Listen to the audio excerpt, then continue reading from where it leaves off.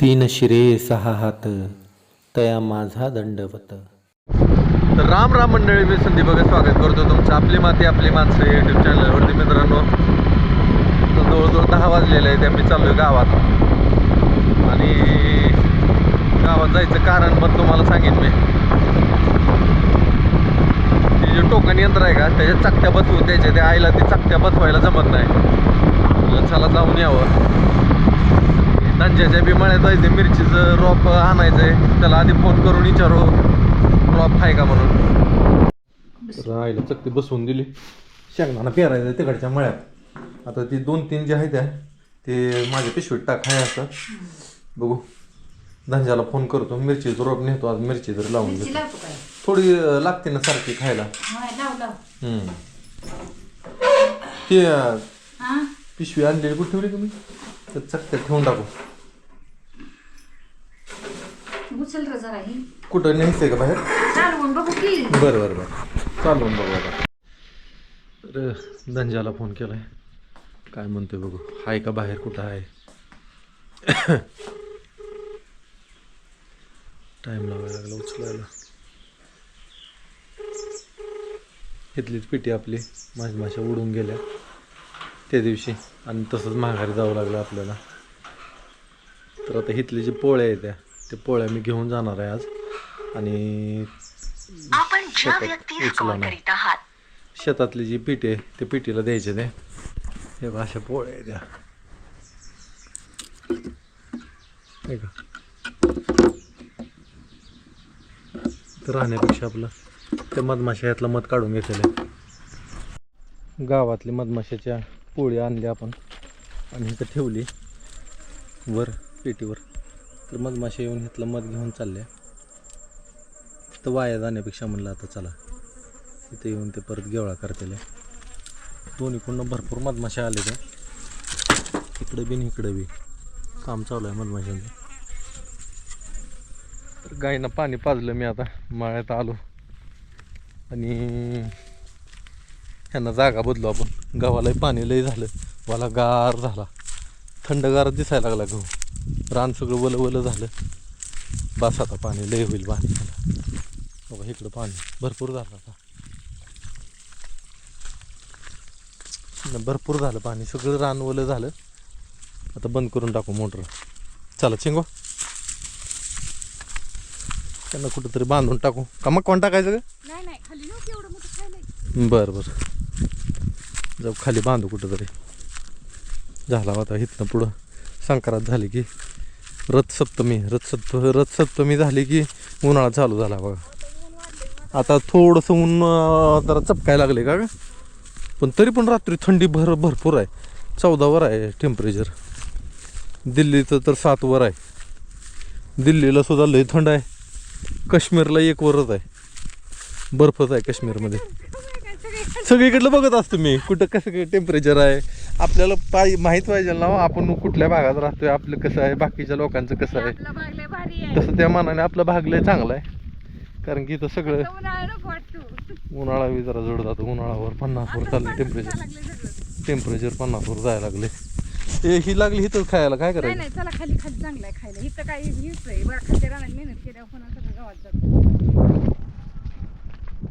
खाली बांध. चल खाली, पाणी चालूच आहे.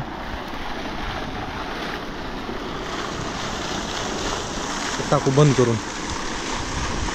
लय झालं पाणी गव्हाला. पाणी गाय बांधून टाकल्या. काय खाली गेलं की मंगर. मगाशी आम्ही आलतो तरी अर्धा पाऊण तास झाला. एवढं जमा केलं तुरीच्या शेंगा. आता हे घेऊन जायचं आहे आपल्याला. परत माघारी यायचं जमा करायला. पाठी भरपूर आहे. एका हाताने जमते का नाही काय माहिती.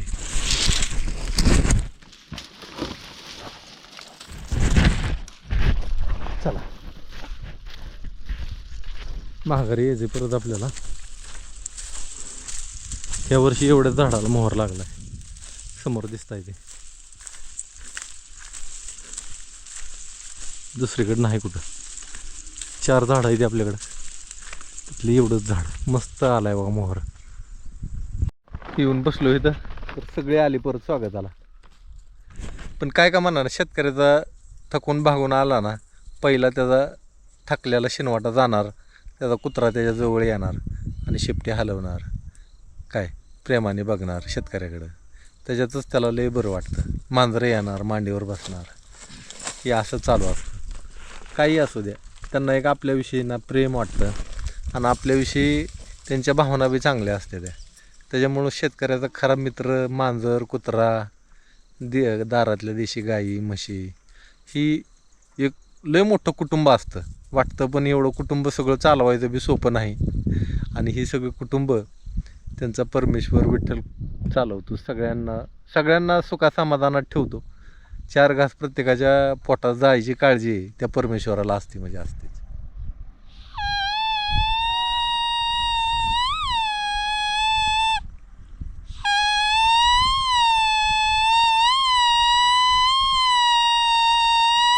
बघू कशी केली पिपाने, या लिंबुनीच्या पानाची पिपाने केली. अरे तुला काय झालंय लागा, थांब जरा बोलू तरी दे.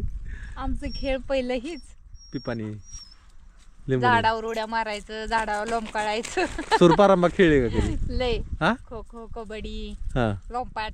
लंपाट. आपल्याकडला खेळ आहे किती. हा पोरांमध्येच खेळायची बरं का ही पहिल्यापासून, कारण की हिच्या भाऊ पोरी आणता, भावंडच फक्त हा कुठं आणता. आम्ही रानात राहायला, मला तर माहिती की पहिल्यापासूनच आम्ही रानातच आहे म्हणल्यावर. आता वस्त्या झाले ते, पहिल्या एवढ्या वस्त्या होत्या तिथे. मग त्याच्यामुळं भावंडामध्येच खेळणार ही ते. पिपाने मला आवडली हो तुझी पिपाने. आणि झोका दावं नसायचं. हा. झोका कशाच बांधायचं माहिती हा. काय, सायकलची टायर असायची, हा ती टायराला टायर गुंडाळायची, वरी कुठेतरी एक टायर अडकवायचा आणि त्या टायरात खाली बसायचं आणि झोका खेळायचा. पुन्हा सायकलची टायर अशी पळवायची हा हाताने. भारी. ती पहिला आमचा खेळ होता किती, मला माहित आहे किती. गोट्या खेळायची, पण गोट्या मी कधी खेळलीच नाही, मला येत बी नाही त्या. गोट्या ना? मला नाही इटी येत. दांडू ती यायचं पण आता नाही जमत हो. आता नाही, पण त्या टायमाला खेळायची पण इतकी नाही खेळली. हा बाकीचे खेळ खेळले, इटी दांडू पण नाही, एवढा नाही जमायचं मला. हा आपलं बघत बसत असतील ते. हा. बरं चला जायचं, यायचं थोडंसं आहे तेवढं घेऊन येऊ. हा आणि मला वाटतं हीच खेळ चांगलं मोबाईल पेक्षा. नाही, पण काळ बदलणार, सगळं बदलत राहणार ग. आपण हीच म्हणून नाही ना बसू शकत, काळ आता- बदलत राहतो. महाग ना, मी व्हॉट्सअपला एक मेसेज बघितला होता की ते टायरे खेळेल एक जुनं फोटो, अजून त्या टायरांचा झोका बांधलेला, ती लोकांना आता ते बघितलं किती भारी वाटतंय. मला वाटते का आपण ते जगलोय, किती छान आहे. आपलीच अशी एक पिढी आहे की ती जुनं पण आणि नवीन पण बघू शकली. होईल का आपण, म्हणजे आपल्याला लय मोठा बदल बघायला मिळाला. हा, आपलीच अशी एक पिढी आहे की ती जुनं आणि नवीन दोन्ही अनुभवती आहे. मला बैलगाडीत, मी सुद्धा लग्नाला गेलेलो आहे बैलगाडीत बसून बारक्यापणे. तुम्हाला सांगू का? गावाकडे आलो ना मी, आजी म्हणजे मताई आमची, ही आम्ही बैलगाडीत बसून असं लग्नाला कोणाच्या लांब गेलेलो आहे, येताना बैलगाडीत बसून.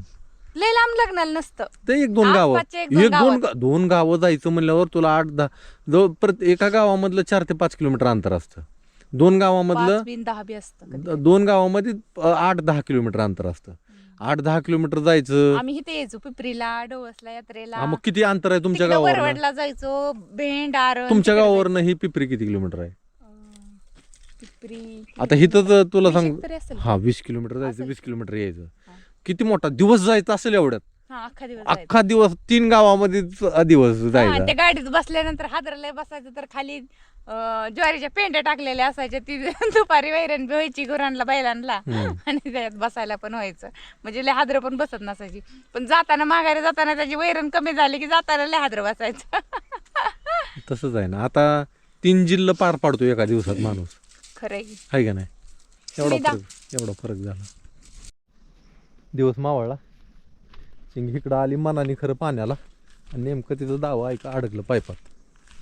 हे काय इथं निघानाच, बरं झालं निघाना, नाहीतर मग मला लय लांब नेलं असतं. आणि आमच्या मागं बघा ही मांजर मी पहिल्यांदाच बघतोय अशी मागं येते, ती सगळी टीमच असते मागं. ही बी काय आली पाण्यावर, हिला पाणी पाजू. अरे वर का आहे का दुर्बीण लावून बघायचं देश कुणीकडे पळायला जायचंय काय? या खाली या या.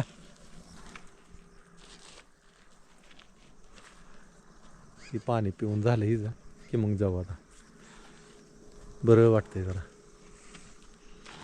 थंडीची सवय झाली बरीच. आता थंड अशी जरी राहिली कायमस्वरूपी वर्षभर तरी बरं वाटेल. सवय झाली ना एकदा, आणि आपल्याला अशी सवय थंडीची झाली की असा उन्हाळा आला की उन्हाळा जोड जातो परत. उन्हाळा झाला की तेवढा पावसाळा तेवढं बरं वाटतं बघा. पाऊस पडायला लागला की मग परत मन शांत होतं. 50वर तापमान जाते.